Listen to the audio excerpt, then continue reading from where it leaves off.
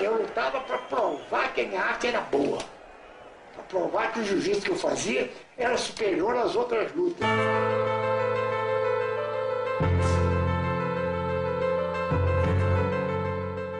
Nos anos 30, o esporte brasileiro tinha um só ídolo, o lutador Hélio Gracie.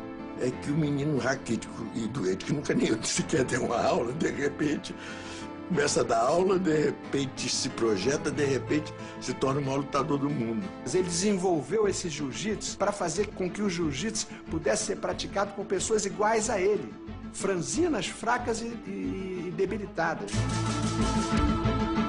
Os lutadores nem sabiam como perdiam. Com a mão pesada, rapaz. Ele era um guerreiro samurai dos tempos modernos. Para provar a superioridade de sua técnica, Hélio fez de seus filhos e sobrinhos um exército de lutadores.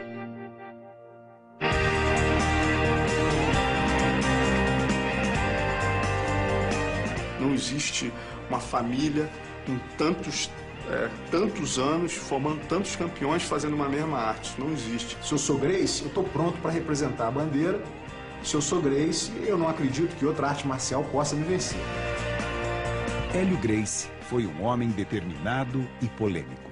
Nós, Gracie, se não somos odiados, somos mal queridos por milhões e milhões de pessoas.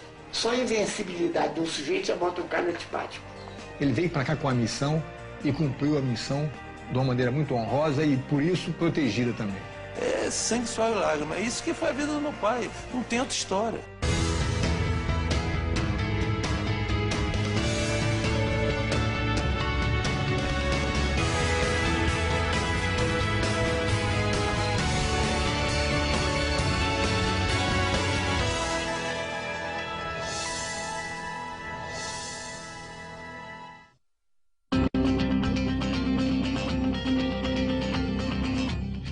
Hélio Gracie foi o primeiro grande ídolo do esporte brasileiro. Nunca teve ninguém no Brasil, nunca teve nem vai ter sujeito mais famoso do que eu fui na minha época.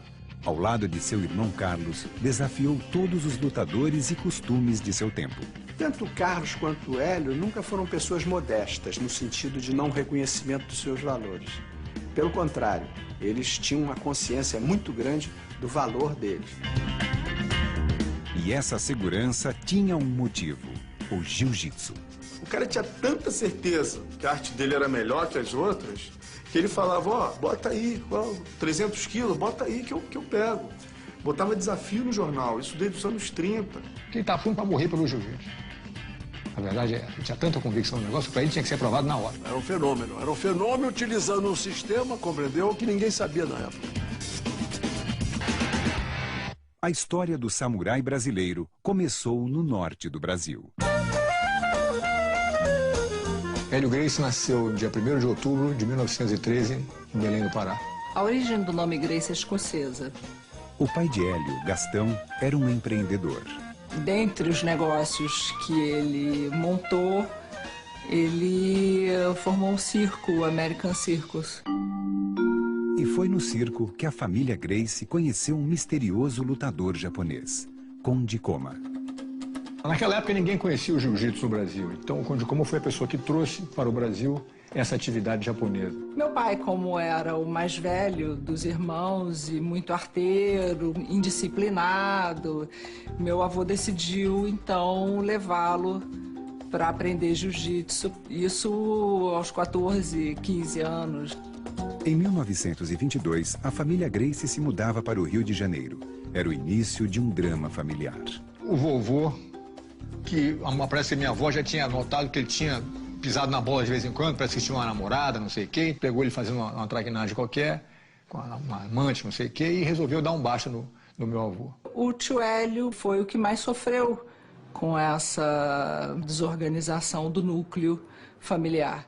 A separação afundou a família em uma crise financeira. Hélio foi obrigado a viver de favor no Clube de Regatas Botafogo, onde logo mostrou um lado de sua personalidade. Ele conta a história que tinha parece que um tal de Fifi na época, o apelido do cara era Fifi, e o Sheik ia fazer ginástica, e ele não gostava do Sheik por qualquer razão, ele ficava escondidinho assim, a uns 5 metros de distância, sentado assistindo o cara fazer ginástica de peso ou o que for, e ficava dizendo Fifi, Fifi, O cara mudou de horário. Só às 8 horas da manhã, eu disse, Fifi, Fifi, agora tá de manhã cedo, que horas? 6 horas. No dia seguinte, quando o Fifi estava lá, tranquilo, jogando game. Ô, Fifi, a gente foi embora no grupo.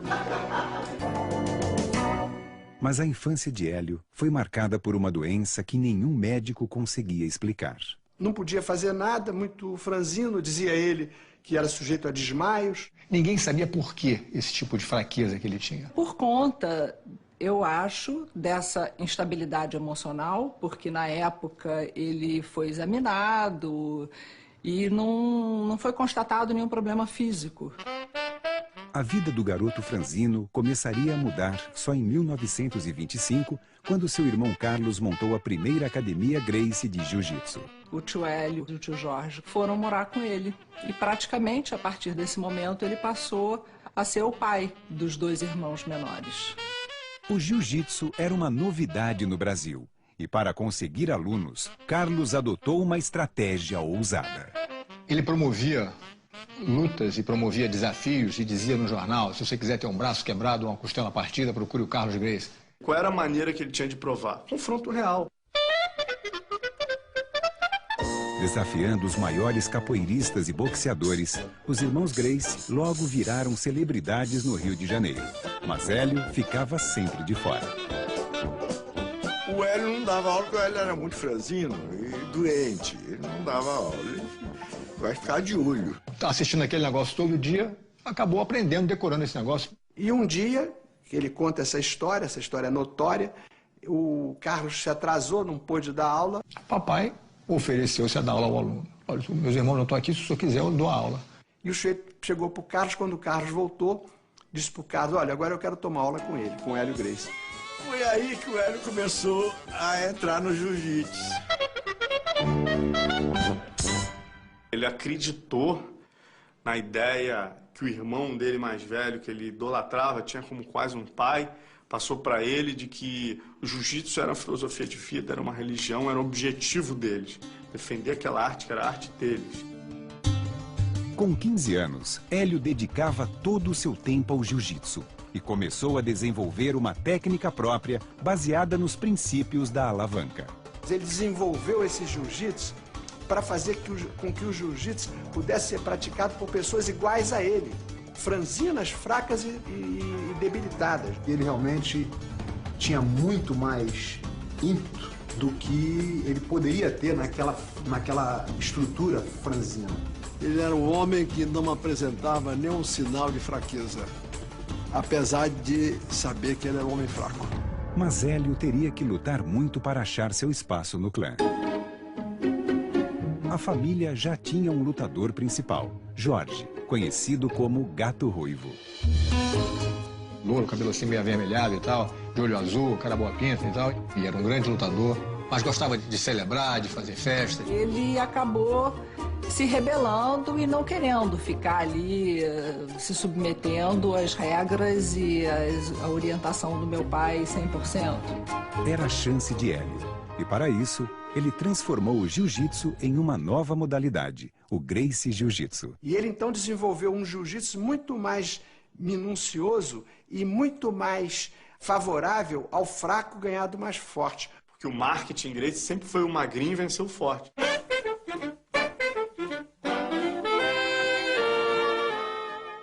Eu nunca entrei numa luta para ganhar.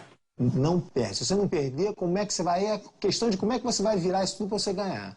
If you're talking about an actual street fight, we know that over 90%, maybe even higher than that, end up on the ground. A luta em pé, ela é bonita no cinema, ela é plástica, mas a luta se define no chão. Derruba e finaliza no chão, no pescoço, que é o único órgão onde você aperta e você provoca o apagamento do oponente. E Hélio estava determinado a desafiar os maiores de seu tempo. Tio Hélio contra o Fred Ebert teve uma repercussão na imprensa, assim como astro de cinema internacional. O campeão de luta livre norte-americano, Fred Ebert, era 30 quilos mais pesado do que o adolescente de 18 anos. vai lutar com um cara 5 quilos mais pesado que você. É complicadíssimo, entendeu? E os jornais previam um massacre, mas a luta acabou interrompida pela polícia. Eu perguntei, papai, quem ganhou a luta? Ele falou, olha, eu fui para casa, ele foi para o hospital. Então... O estilo novo surpreendia a todos. Mas o lutador Manuel Rufino dos Santos acusava os Gracie de roubar nas lutas.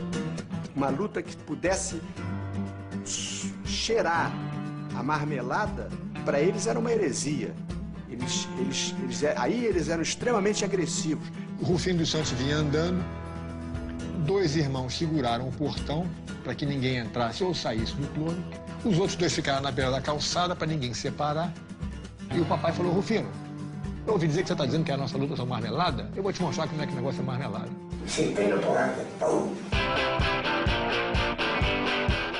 Depois disso, a relação de Hélio Gracie com a imprensa passou a ser de amor e ódio.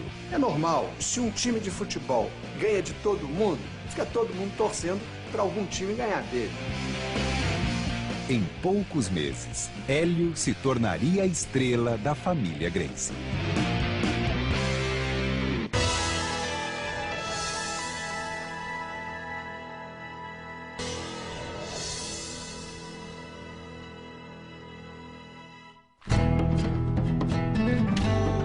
No início dos anos 30, Hélio Gracie e seus irmãos eram um assunto da cidade do Rio de Janeiro.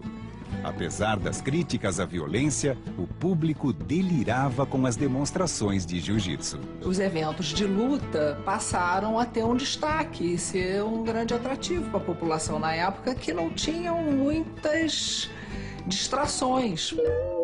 Graças à sua técnica inovadora, Hélio tinha virado a estrela do clã Gracie. Deixado de lado, Jorge decidiu se desligar dos irmãos. A minha família já ali, naquele embrião, já passou a expor as suas divergências publicamente. Mas no auge do sucesso, em 1934, Hélio e seus irmãos seriam condenados pela agressão a Manuel Rufino dos Santos. Eles foram condenados a 2 anos e meio de cadeia e começaram a servir. O Getúlio, quando soube que os irmãos Gracie tinham sido mandados para a cadeia, começou a receber uma pressão da sociedade da época para que soltasse os irmãos Gracie. E assinou o indulto presidencial, tirando todo mundo da cadeia. Então tinha história em quadrinho com Hélio Gracie, tinham reportagens enormes nas principais revistas do Brasil, na Manchete, no Cruzeiro, em todas elas. Era hora de Hélio Gracie testar o jiu-jitsu brasileiro contra um mestre da luta japonesa. O escolhido foi Taro Miyake. Quando aparecia um japonês, havia uma mobilização, porque aí era a oportunidade de demonstrar e medir o conhecimento do jiu-jitsu. Um lutador famoso no mundo inteiro, que amarrava uma corda no pescoço nele, 2 homens puxando, um de cada lado, ele resistia. O grande mestre Hélio Gracie pegou ele no estrangulamento, ele não bateu, dormiu.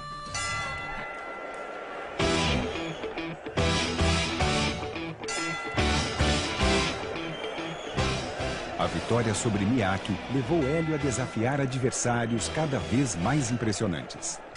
Eles ficavam para aquela bucha de quem é que vai parar esse sujeito. E com esses desafios, Miyake, Masagoshi, quer dizer, Yano, quer dizer, a pessoa de gente que ia lutar, o Ono, quer dizer, as lutas vinham acontecendo e o prestígio do Hélio Gracie ia cada vez aumentando mais. Hoje eu estou concluindo que os caras ficavam traumatizados com a minha presença, entende? Porque as lutas que eu tive, eu às vezes fico sem entender como é que eu consigo ganhar um quê daquele tamanho. Mas sem ódio, ele enfrentava, compreendeu? Sempre baseado, vamos dizer assim, que eu não sou melhor do que ninguém, mas a minha técnica é insuperável. There's no anger, there's control of your emotions. You control your emotions in a fight, you control your emotions in an argument. Ele sempre falou antes das lutas, meu filho, não bate nos seus adversários. Eu falava, peraí, papai, não bate nos adversários? Quando você quer dar um soco em alguém, você se expõe a levar um soco também. Mas agora é minha vez, deixa eu bater em alguém, pai, deixa eu quebrar a cara de alguém. Ele falou, meu filho, você é grande. Para ele eu era grande. Você é grande, você é forte. Se você cair por cima dos adversários, não há por que bater, arrebentar a cara do sujeito. Com as vitórias, logo veio o assédio das mulheres. Nunca tive relações com uma mulher que não admitisse ter filho. Eu olhar para uma mulher e dizer, mas que filho virá dessa mulher? A vida do homem é dirigida para a luta. A mulher é para procriar. Ter um filho 9 meses ali, cultivar, depois amamentar o filho, quer dizer, ele achava isso uma coisa tão importante para a raça humana, para o ser humano, que ele achava que essa era a principal missão da mulher. Quando eu comecei a competir, eu me lembro que ele chegou uma vez para mim e falou, nossa, você é muito bonita para estar lutando. A mulher foi feita exclusivamente para ser esposa, mãe e cuidar dos filhos. Toda mulher que não faz isso, não é exatamente isso, ela não está certa. Mas também, antigamente, as mulheres não podiam nem votar. Então, tem essa mentalidade dos homens da época, né? As mulheres não tinham direito nenhum. Mas as coisas foram evoluindo e na família Gracie não foi diferente. Em 1937, Hélio conhece Margarida, a mãe que escolheria para seus filhos. A mamãe era uma mulher muito simpática e tal, uma mulher muito fina, de muita classe. Margarida tinha apenas 18 anos e já era divorciada com 2 filhos. Seu pai era um poderoso empresário. E quando o papai se aproximou dela, o meu avô naturalmente falou, pô, esse cara é outro caça-níqueis que vem aí. Eventualmente, a mamãe resolveu que ia casar com o papai mesmo e falou, olha, o negócio é o seguinte, eu vou casar com ela e resolveu e pronto. Era o início de uma nova fase na vida de Hélio Gracie. Mas suas lutas mais importantes ainda estavam por vir.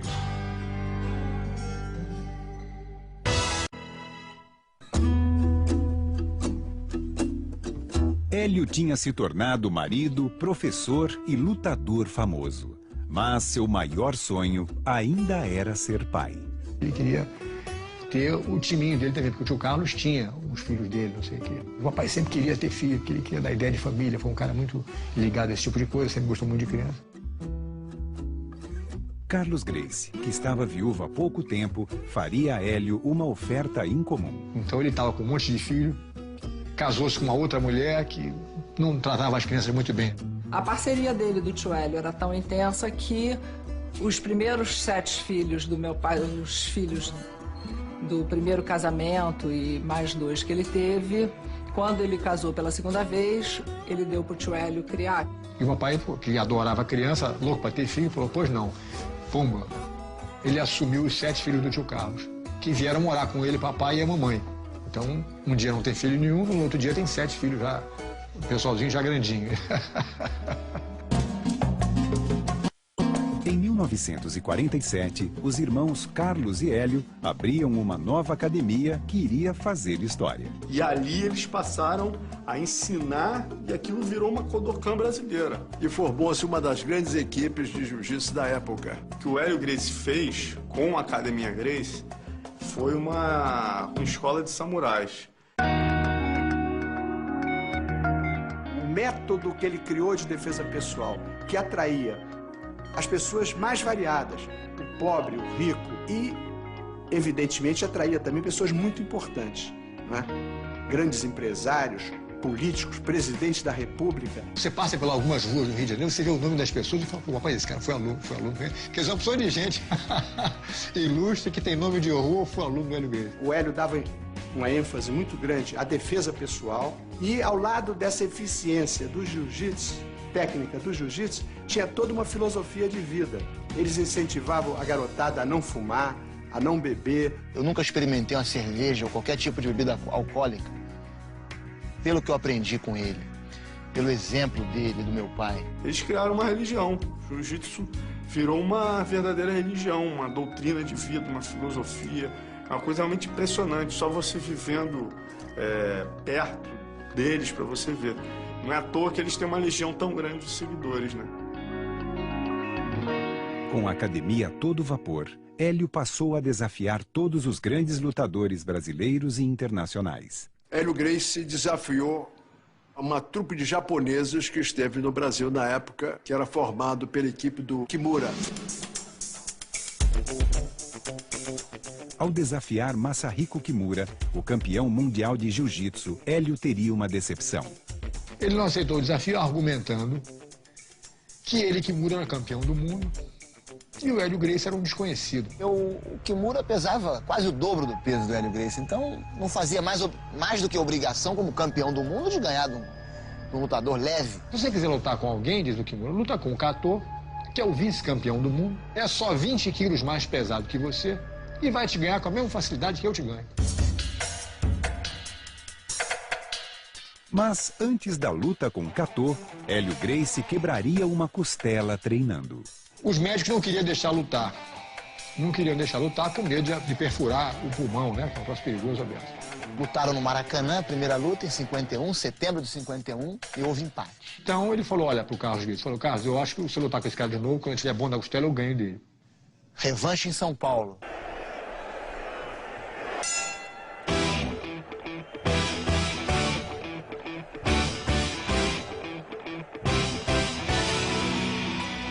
Ele deu uma surra no cara e ganhou ele no kimono.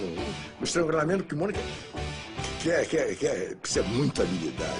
O Hélio Gracie pegou ele no estrangulamento da guarda, virou pro juiz e falou, olha, ele tá dormindo. Ele falou, não, ele não bateu, continua. Ele falou, você quer que eu mate o homem? Aí soltou. O jeito virou pro lado e apagou, ficou por isso mesmo. Conclusão, acabou a luta, o Kimura acabou subindo no ringue. Naquele momento ele aceitou o desafio do Hélio Gracie. Kimura declarou nos jornais que se não vencesse o Hélio Gracie em 3 minutos, consideraria o Hélio vencedor da luta. Era uma luta histórica. A primeira vez que um brasileiro lutava contra um campeão mundial.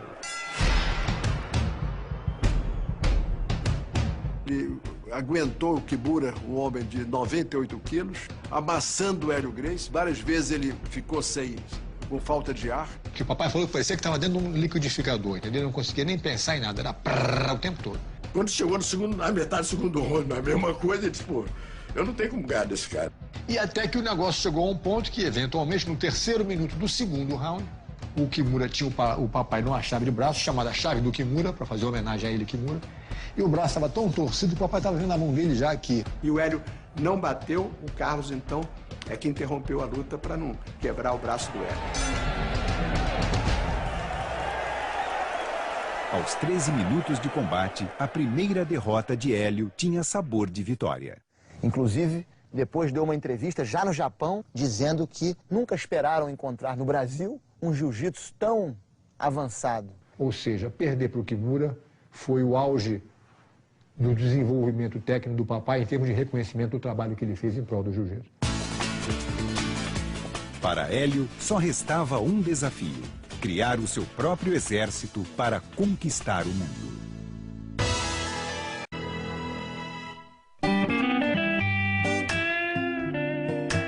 Uma lenda nos ringues, Hélio ainda tinha um desafio pela frente: ter seus próprios filhos. Ele ficou tentando 12 anos a ter filho, não conseguia ter filho.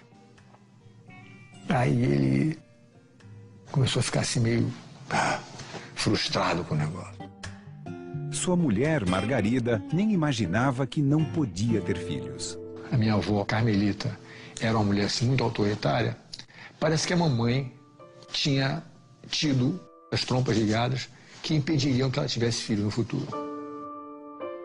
Então a mamãe não podia mais ter filho e nem sabia. Com 18 anos de idade, brincando com boneca, com criança e boneca de um lado do outro, ela não tinha noção do que estava acontecendo. Transtornado, Hélio pediria conselhos a seu irmão Carlos, que sugeriu uma solução incomum. E a mamãe, apaixonada como ela sempre foi pelo papai, concordou com a ideia de que o papai tivesse filhos com outra pessoa. Entendeu? Não seriam filhos que vieram através delas, mas iam ser filhos dela.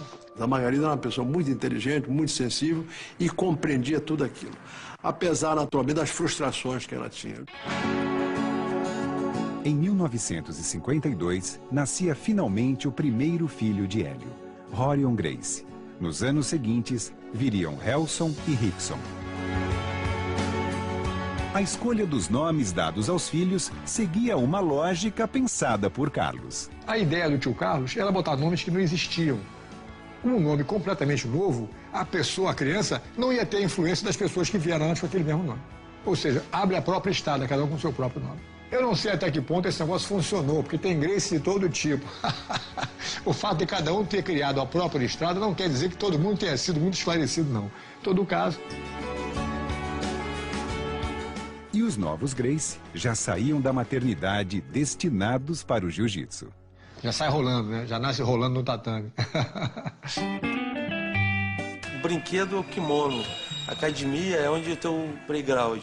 Era isso. No primeiro aniversário, 1 ano de idade, o bolo era um ringuezinho com os bonequinhos vestidos de kimono. Até hoje, quem nasce Gracie vai ser sempre lutador. Para continuar a tradição. Depois, se tu quiser fazer o que você quiser fazer, você faz. Mas uma vez vocês vão ter que entrar no ringue. Já tive essa conversa com os meus garotos. Tem um de 13, um de 11 e um de 8. E a menina de 4 pergunta, e eu, pai? Você também.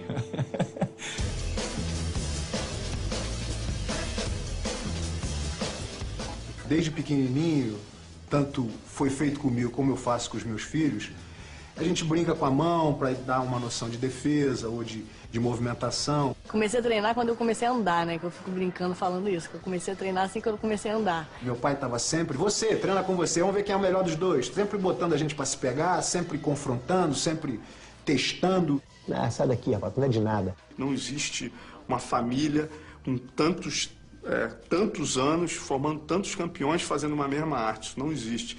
Então isso se deve a Hélio Gracie.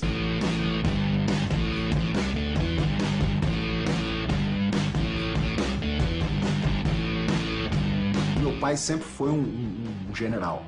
E o general só é um bom general quando ele tem bons soldados. Afinal de contas, ele estava criando líderes.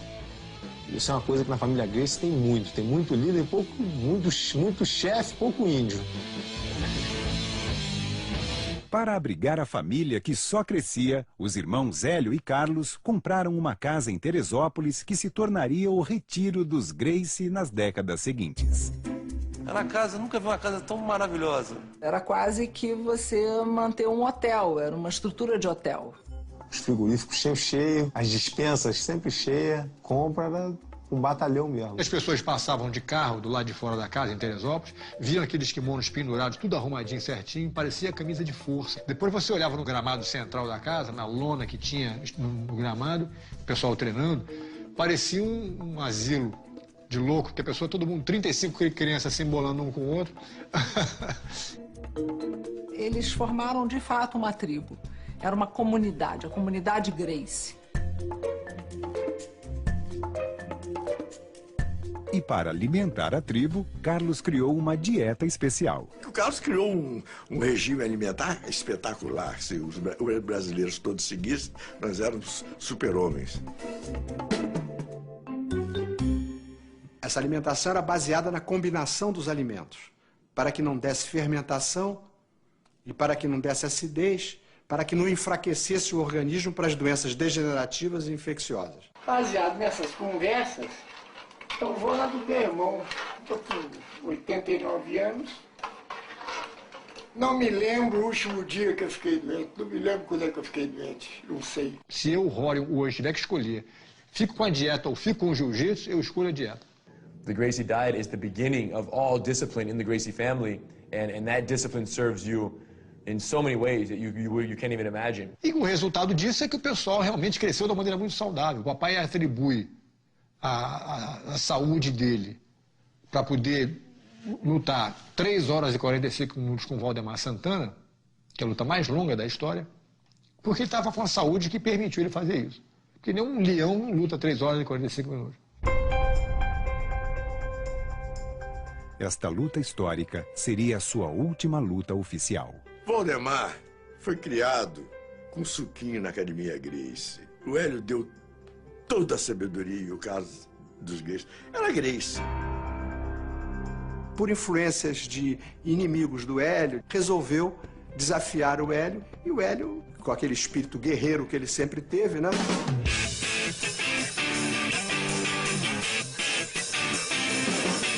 Em 24 de maio de 1955, Valdemar Santana lutou contra Hélio Gracie. No auge dos 25 anos dele, 90 quilos de músculo, treinado em luta, que nunca pegou num peso. Um leopardo. O Hélio já estava com 42 anos, destreinado. Ele conseguiu 3 horas e 43 minutos de briga sem intervalo, sem rounds. Uma coisa inimaginável. Ninguém entendeu como é que eu, naquelas condições, com aquela diferença, com aquele sujeito, lutei tanto tempo. Para ele, conta como uma vitória, porque ele lutou pela raça, pela honra. Não foi uma luta programada, não tinha dinheiro, foi um negócio assim de honra. E ele se sentiu satisfeito.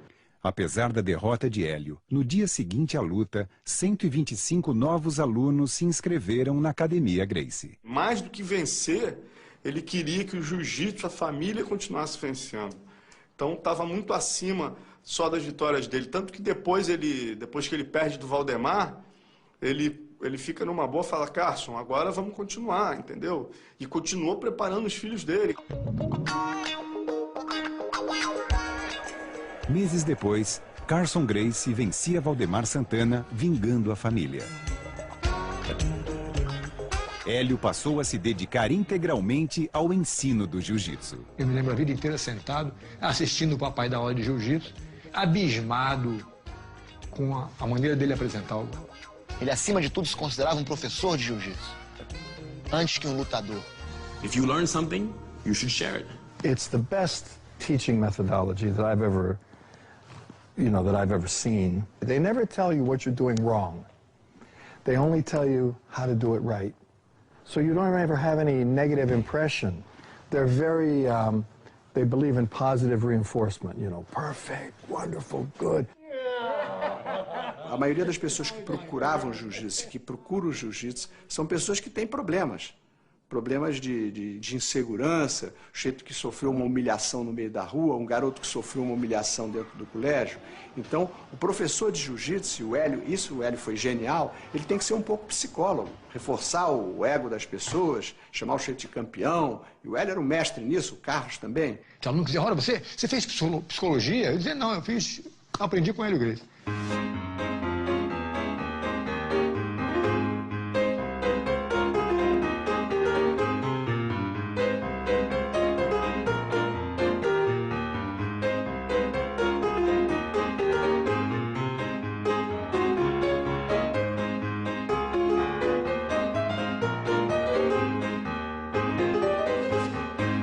Que é uma merda para se sentir um homem.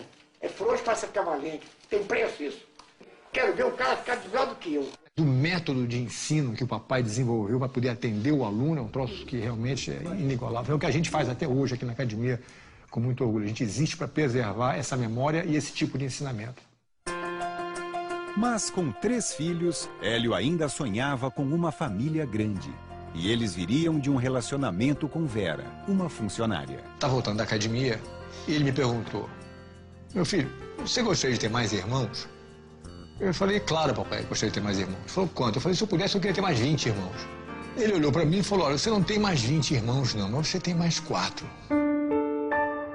Mesmo sabendo da existência de uma outra família, Margarida continuou casada com Hélio. Porque o papai sempre dormia lá em casa toda noite. O cara era um artista mesmo, entendeu? Ele não ia dormir fora fim de semana, não existe. Toda noite ele dormia na minha casa. Eu, sendo um caçula de uma primeira geração, eu acompanhei várias vezes a minha mãe chorando pelos cantos. Mas volta ao negócio, não vai poder mudar, já existe a situação. O papai decidido a continuar apoiando os filhos novos, que tem que apoiar mesmo de qualquer maneira, eu concordo 100%. Ele deu apoio à situação das crianças, a mamãe não ia ficar sozinha, então ela concordou e aceitou a situação. Mas a Margarida era uma pessoa que foi, vamos dizer assim, envolvida naquela visão de filhos. Não era a visão da mulher em si, a visão dos filhos, do respeito aos filhos, compreendeu? Ela, inclusive, chegou a ter um relacionamento com a Vera, saíam, faziam aquilo junto, quer dizer, aproximaram-se uma das outras. Mas eu não sei se no fundo do coração ela jamais gostou disso. Eu tenho a impressão que ela não gostava dessa situação. Mas eu cresci chamando a mãe do Robert, Margarida, de mãe também. Quer dizer, a minha mãe era mãe, a Margarida era a mãezinha. E ela introduzia meu filho também. E Hélio ainda viveria para ver seus filhos transformarem o Gracie Jiu-Jitsu em um sucesso internacional.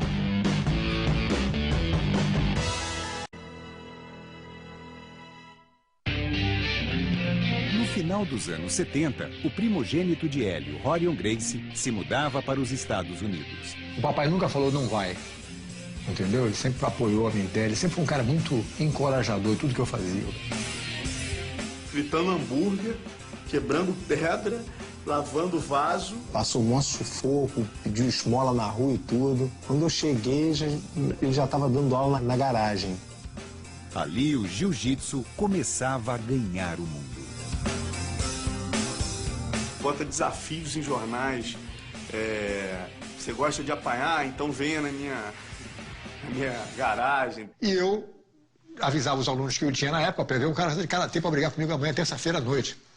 E o cara aparecia e o pau comia na garagem. A garagem em Los Angeles logo atraiu alunos famosos. You think you're gonna hold me down for 4 seconds? I can hold anybody down for 4 seconds. You know, after that, maybe yes, okay, get a good hold. So I grab his Ed, please, like a man. So I grab him, you know, ready, go, boom. He's on top of me. And that was it. I said, where do I sign up? I have to learn this.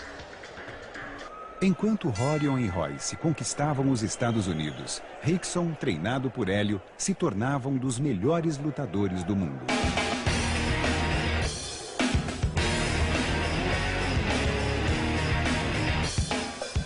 O que eu sentia é que tudo para ele era o jiu-jitsu. Se eu chegasse com um boletim 000, ele ia olhar e ia ficar meio indiferente, não ia ficar super chateado.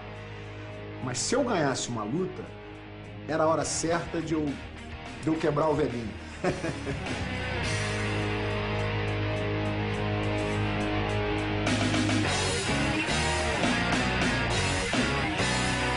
Depois das minhas lutas, ele nunca vinha pra mim com aquela felicidade de surpresa. Ganhou, não há por que celebrar. Vai celebrar, oh meu Deus, não acredito que eu ganhei. Não acredito que você ganhou? Você treinou pra quê? Pra perder? Em 1991, Margarida morria de câncer. Era o fim de um casamento e uma parceria de 52 anos.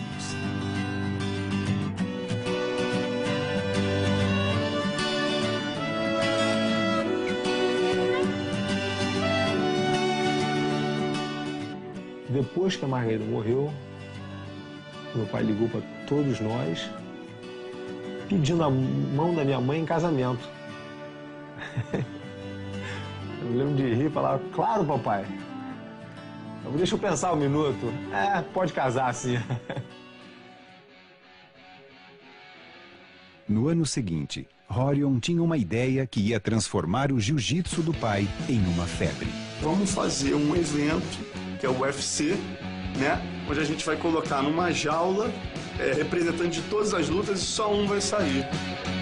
Tinha que ser redondo para não ter um canto, para o cara não ficar preso no canto. Quer dizer, tinha uma opção de porquê que a gente fez isso. Antes a gente pensou em fazer um negócio com um jacaré em volta, entendeu? Com uma cerca elétrica. Pensamos em tudo que é tipo de ideia. Isso é Hollywood, né? Então apareceu karatê, apareceu muay thai, apareceu boxe. E os caras não tinham a menor ideia do que esperar. Mas vale tudo, vale burro, cabeçada, soco, pontapé. Eu falei, vale tudo. Então, no final eu consegui reunir um grupo de pessoas, 7 lutadores, que eu achei os mais qualificados possíveis na época. E botei o Royce para competir também. Se na família, a propósito, você tem que lutar para receber essa chance. Porque todo mundo quer ser bom, todo mundo é bom. Para encarar o desafio, Hélio foi para os Estados Unidos treinar seu filho Royce. Eu ia levantar peso, ele ia junto. Se eu fosse nadar, ele sentava e ficava assistindo nadar. Mas estava quase que vivendo, através de mim, a luta, a vida. E foi um sucesso, porque o Royce, o cara magrinho, a gente olhava para ele, tinha pena do Royce, coitadinho, ele vai fazer o que ali dentro? E o Royce venceu a todos eles, provando que o jiu-jitsu era e é a arte marcial mais eficiente no combate corpo a corpo. O orgulho dele, a alegria dele com isso realmente não tinha tamanho. porque era um sonho realizado, de levar o jiu-jitsu para o mundo. Que ele tinha razão no que ele queria provar, a arte dele era melhor. Mas em outubro de 1994, Hélio recebia a notícia da morte de seu irmão mais velho, Carlos. O relacionamento do papai com o tio Carlos era um troço que não existia, fora de série. Ele sempre foi uma pessoa carismática e com muita influência sobre meu pai. Ele praticamente direcionava os passos do meu pai. Ele sempre falou, o tio Carlos foi um pai para mim. Pouco depois, o Gracie Jiu-Jitsu chegava ao outro lado do mundo e Rickson se tornava um ídolo no Japão. Isso para ele foi um motivo de orgulho tremendo, porque o Rickson lutou, na primeira luta que fez no Japão, lutou com um aluno direto do Kimura, o Ishii, e venceu. O orgulho que ele tinha quando eu estava me aquecendo, a expectativa que ele tinha que eu ia fazer um bom serviço, o reforço dele nas minhas costas era uma coisa que aumentava o meu poder e sempre me dei bem por causa disso. Com quase 90 anos, Hélio mantinha-se ativo, seguindo os filhos pelo mundo. Até os 90 anos, ele todo dia botava o kimono e dava uma aula particular. Ele não parou nunca, ele continuou com a cabeça funcionando até os 90 e tanto que ele viveu, né? Ficava aqui na academia, dobrando toalha. Fazer um suco de melancia, deixa que eu faço. Era o primeiro a correr para a cozinha. Quer dizer, tá sempre aqui ajudando, trabalhando com os alunos, brincando. Tinha que tomar cuidado com a tradução. Às vezes tinha um forte e ele manda esse mais forte de todos vir aqui, mas manda ele me segurar com força mesmo. Então, às vezes, a gente tinha que traduzir o negócio um pouco. O papai pediu pra você segurar ele. Ele fala, mandou ele segurar com muita força. Mandei, papai. Como é que você defende a cabeçada? Manda ele usar. Mas se tu fechar o olho, tá brigando, tá lutando com um garoto. Quando você abre o olho, você vê um senhor de 90 anos, frágilzinho, magrinho, com a mão pesada, rapaz.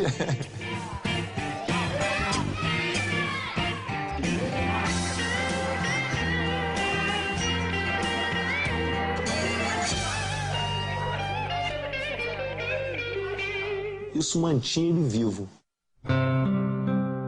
Hélio Gracie viveu até seus últimos dias com a disciplina de um samurai. Mas em janeiro de 2009, aos 95 anos, ele não resistiria a uma pneumonia. Ele sempre falava assim, ó, meu filho, eu já tô indo para outro mundo. Vocês que vão ficar agora. Aí a gente falou assim, que isso, mestre? Você ainda vai viver muito. And I remember him saying, when I die, there's going to be a funeral, and there's going to be this, and there's going to be that, but don't go to the funeral, 1. 2, they should even have a funeral, it should be a party. Ele sempre ensinou a gente a ver a passagem, né, para a próxima vida como uma coisa natural. E não ficar triste com isso. Ele, para mim, quando morreu, ele mudou de endereço. Se ele tivesse ido, olha, fui para a China, vou morar na China agora, a gente se vê quando der, mas não vai se ver mais. É a mesma coisa. Hélio Gracie simplesmente saiu de uma forma física cansada e feliz para uma forma espiritual eterna e feliz. Tem que estar pronto, né?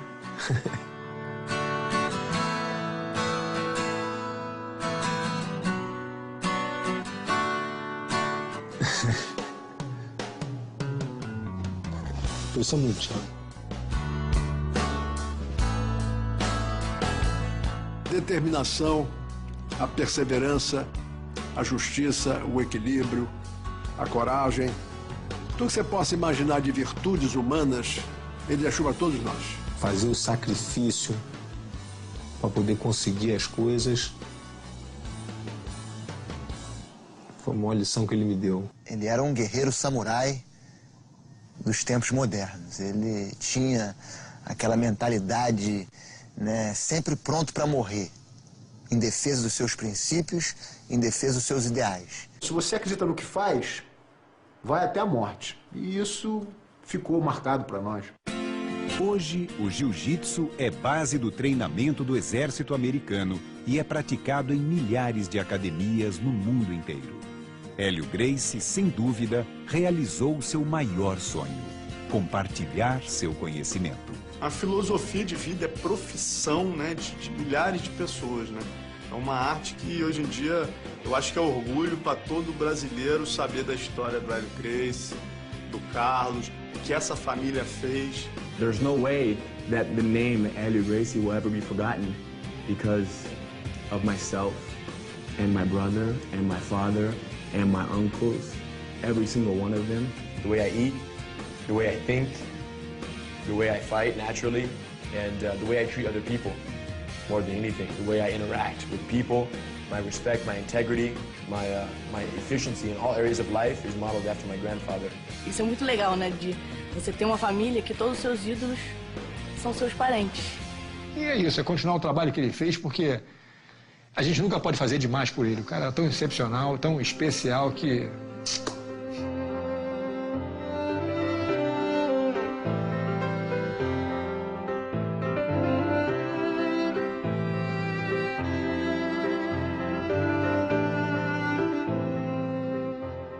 Eu lutava para provar que a minha arte era boa.